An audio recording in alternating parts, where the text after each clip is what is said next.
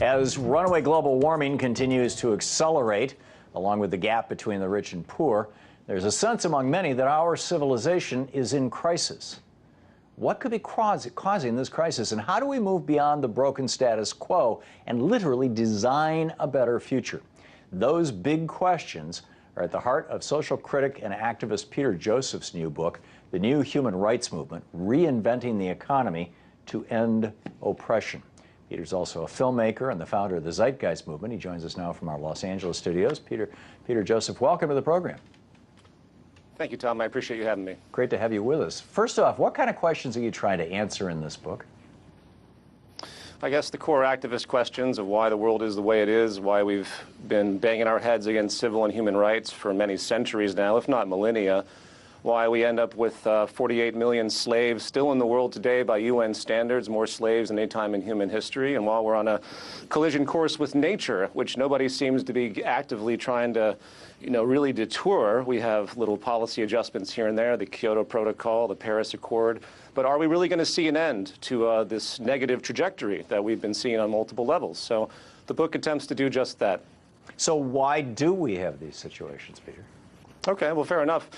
At the heart of it all, it comes to our economy. We have an economic system that was birthed in the Malthusian period. That's the period of time between the Neolithic Revolution up until the Industrial Revolution around the 18th century. So you go back about 12,000 years ago, and we had a kind of geographical determinism. If people are familiar with cultural anthropology, it's a very unique field.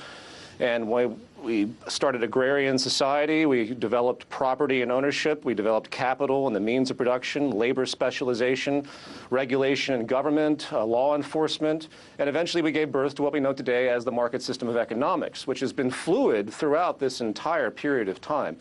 We call capitalism today something separate, as though Adam Smith invented this in the Enlightenment, but really it's just another kind of variation on the same theme of a society based upon scarcity, based upon competition between parties and groups, based upon exploitation, which leads to dominance and oppression. And as we found out in the 21st century, in the mid-20th century, starting this trajectory, we are now in complete ecological crisis because our entire economy is based on consumption. So long story short, we have an economic mode that's entirely outdated. And I really appreciated your introduction where you mentioned the word design, because at the heart of our progress as a civilization is design. It's our ingenuity. It's our ability to do more and more with less and less and less. Efficiency and design, that's the true wealth. Our strategic use of the environment in order to make an amiable culture that isn't constantly at war with itself, where it gets what it needs, doesn't exist in deprivation, and so on. And that's what the book attempts to arc through. So I walk through the history of economics. I walk through where we are today and why the general activist community, the libertarian community, the false dualities between the state and government need to be moved past. There's a great deal of mythology. People talk about crony capitalism as though that's kind of a real thing, as though we should focus on corruption, when in truth the whole system is foundationally corrupt. It's foundationally an opposition against opposition type of structure and a consumer-based structure. Those two things put together is a completely caustic reality. And until we override this system and start to design out all of these problems, focusing and amplifying what has actually improved our lives, we're not going to get very far as a civilization, as the trajectories show. You talk about cultural anthropology. Peter Farb was probably one of the most brilliant cultural anthropologists, certainly in my lifetime. He's passed away now, but his book, Man's Rise to Civilization, which chronicled 34 first contacts with Native American groups back in the 1600s, points out that with one single exception, none of those societies were organized the way that you're describing. In fact, in all of those societies, the people with the greatest, the most highly elevated position had the lowest amount of power.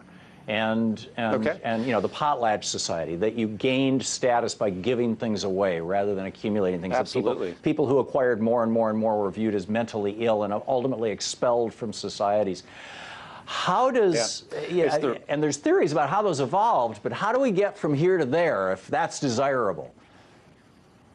Well, I'm glad you brought that up, that there are pockets of civilization that have lived differently. Native American cultures or Aboriginal cultures that have basically been weeded out over time, unfortunately, due to the power system that we know as capitalism. And I want to just point that out before we move on, that it's a great testament to the variability of human nature. You know, we've been peddling this argument, at least mainstream academia has been peddled this argument that this system that we have now is a representative of us in our most core state, and we compete and we fight, and some win and some lose.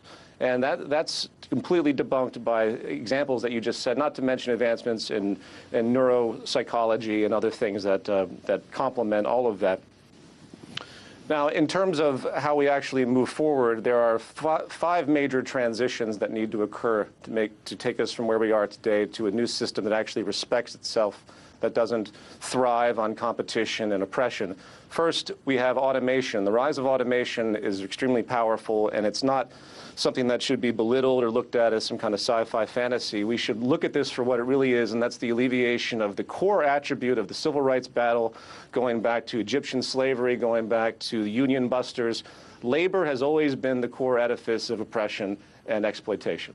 That is a well-established phenomenon.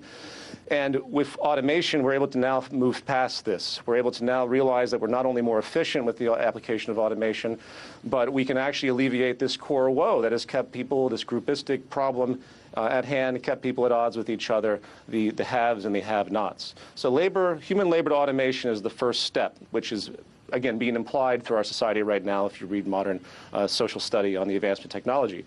Then you have a property to access system. We see this new phenomenon having to do with sharing systems, library systems, car systems, house systems. People are beginning to collaboratively share. And that's a very interesting phenomenon. And what it implies is that people are less interested in ownership and they're more interested in access. And in truth, if you have an access society where people are getting what they need through access as opposed to property and hoarding, you enabled more stuff to be available to more people with less ecological footprint. Less cars being driven around. You know, obviously that's not good for the market economy. The market economy assumes that there should be one person owning one of everything. That's the highest optimization in repeat purchases. Create more efficiency, create more egalitarian structure. The third thing, I'm just going to go through these really quickly, is you have proprietary neuroses. We have boardroom people sitting together and they're hoarding their intellectual property, not sharing it. And at the root, of course, of all of our development is sharing, whether it's sharing historically from the development of science over the course of time, or sharing horizontally. The fact that, you know, we invariably are a civilization that is based upon people eventually sharing through market dynamics. That's what markets actually do. The competitive mechanism eventually leads to sharing, interestingly enough. So that leads to open source. So if we can open source our sectors, open source all major industries, that would be a tremendous step. Build in the emphasis of a collaborative system, incredible step.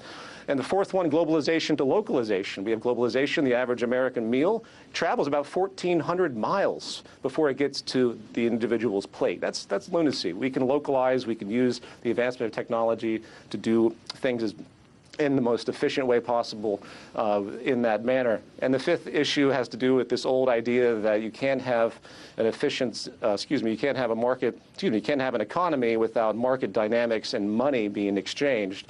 The idea of, you know, Ludwig von Mises, you have to have an economic calculation with this constant preference assuming exchange, and that's no longer feasible. We have digital feedback that can be stretched across the world to know exactly what we have, again, without that kind of proprietary neuroses where people are hoarding their data.